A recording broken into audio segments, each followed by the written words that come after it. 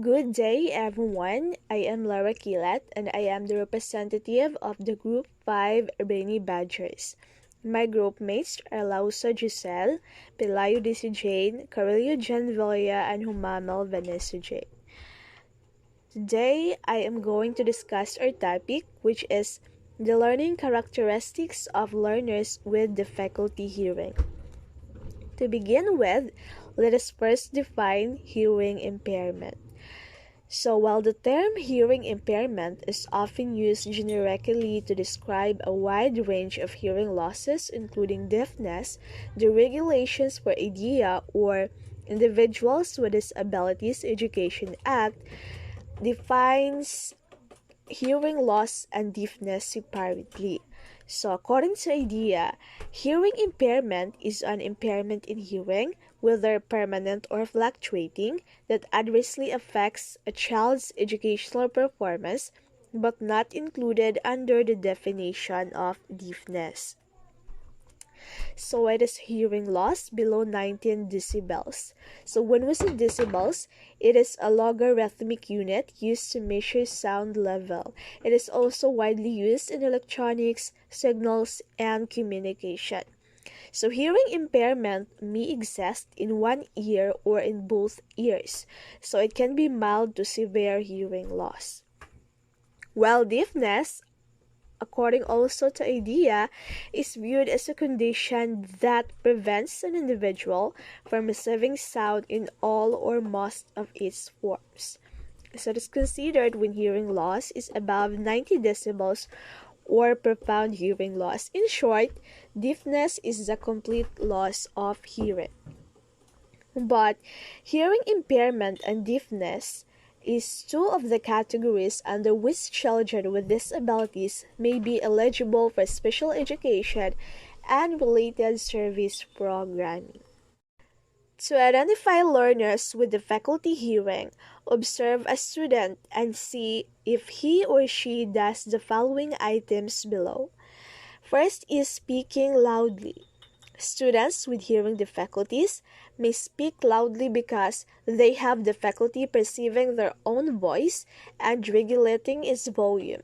They may do this in an attempt to compensate for their hearing loss.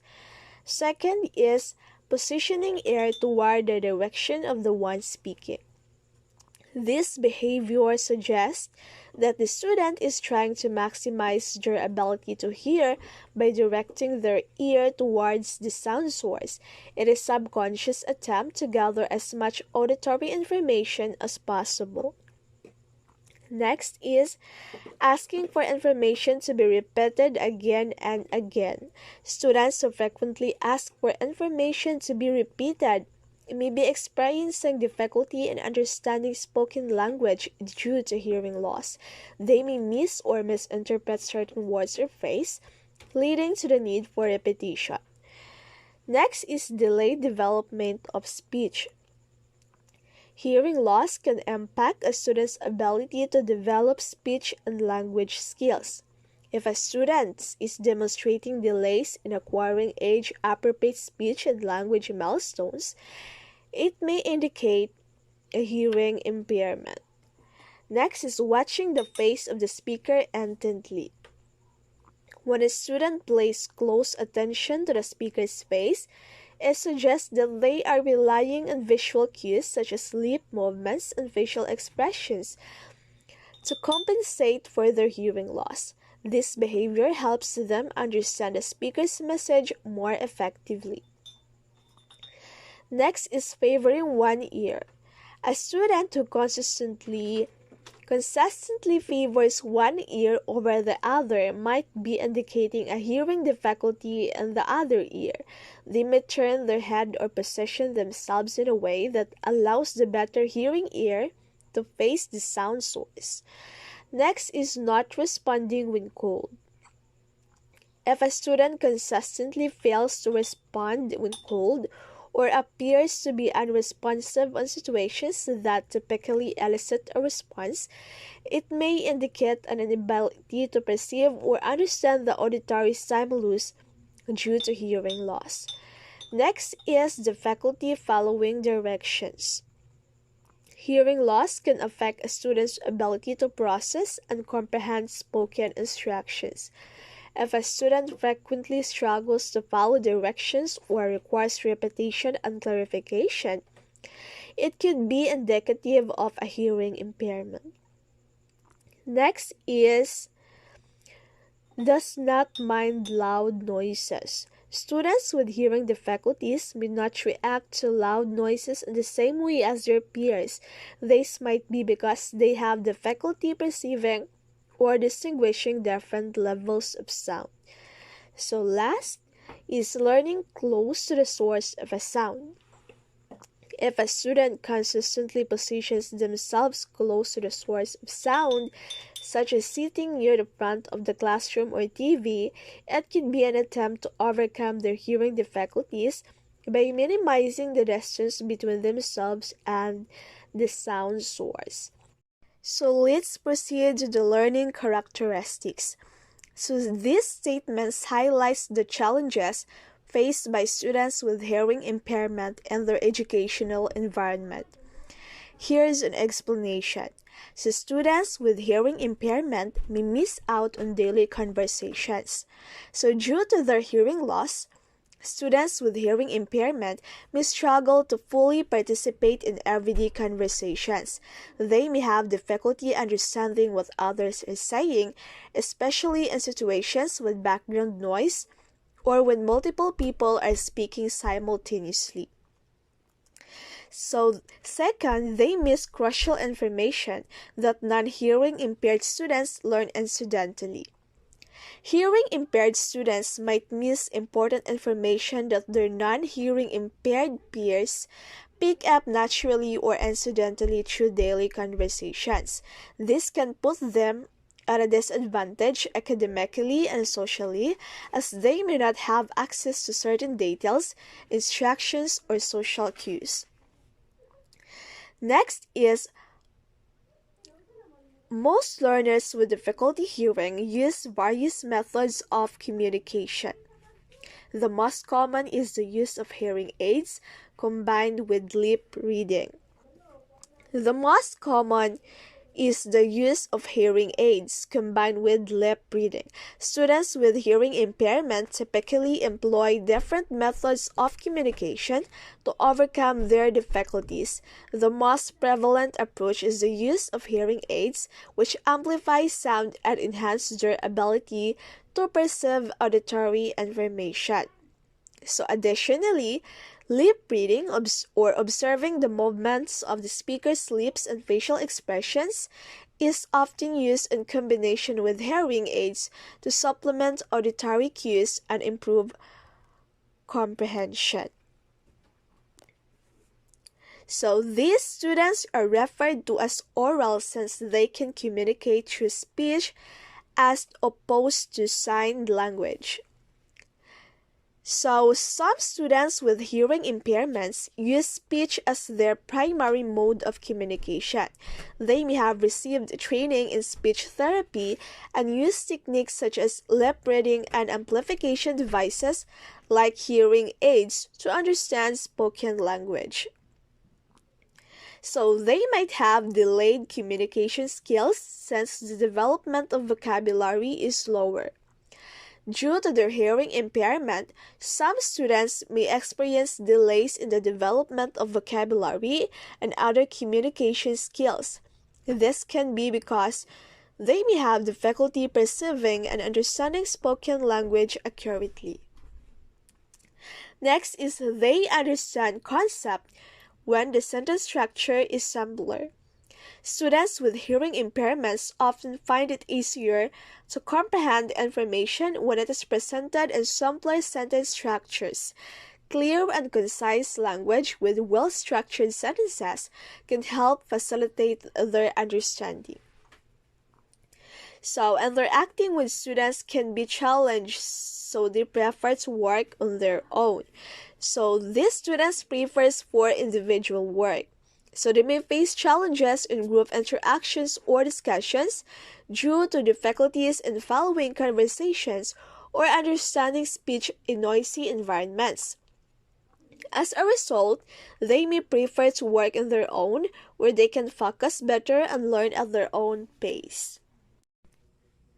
There is assumption that the only adjustment for hearing impaired students is to make all instructional material and techniques in written format, though there are other ways to adapt to hearing impaired students. The first one is teachers should help students develop the ability for speech reading or watching other lips, mouth, and expressions. So teachers can help students develop speech reading skills by emphasizing the importance of watching others' lips, mouth movements, and facial expression.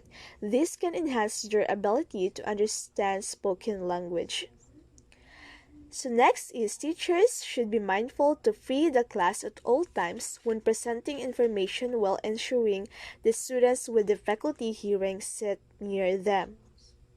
So teachers should arrange the classroom in a way that minimizes distractions and maximizes the students' ability to see and hear clearly. When presenting information, teachers should ensure that students with hearing difficulties are seated near the front, enabling them to see and hear more effectively. So, next is exaggerating the pronunciation of words should not be done, for it just makes it difficult for the students with difficulty hearing. Teachers should be mindful of their speech patterns and ensure that they speak clearly and at a moderate pace. It is important to articulate words properly without exaggerating pronunciation, as this can hinder understanding for students with hearing difficulties. Speaking naturally and enunciating clearly will help ensure that all students can comprehend the information being presented. Exaggerating the pronunciation of words can indeed make it more challenging for this student to understand. So next is directions, as well as important parts of the lesson should always be written on the board. Written or pictorial directions instead of verbal directions may be given. This allows students to refer back to the instructions whenever they need clarification or reminders. Additionally, using visual aids such as pictures, diagrams, or other charts can further enhance understanding and comprehension for all students, not just those with hearing difficulties. Visual cues can often convey information more effectively than verbal instructions alone. So next is steps to an activity may be physically acted out instead of verbally given. This approach promotes kinesthetic learning and can be especially beneficial for students who learn best through physical movement and interaction. By demonstrating the steps instead of solely relying on verbal instructions, students can better grasp the concepts and follow along with the activity.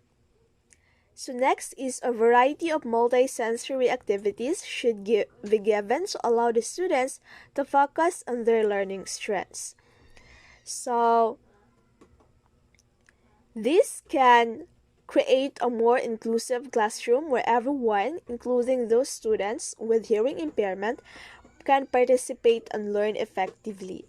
So finally, teachers should be more patient when waiting to hear a response from a hearing impaired student, which may take longer usual. So it is essential for teachers to be patient when interacting with hearing impaired students. These students often rely on various forms of communications, such as sign language, lip reading, or the use of hearing aids to understand and participate in classroom discussion.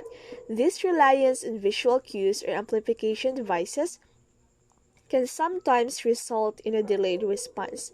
However, it is very crucial for teachers to understand that this delay does not indicate a lack of understanding or intelligence on the part of the students, but rather a natural consequences of their hearing impairment. So by being patient and allowing extra time for the student to process and formulate the response, teachers create an inclusive and supportive learning environment.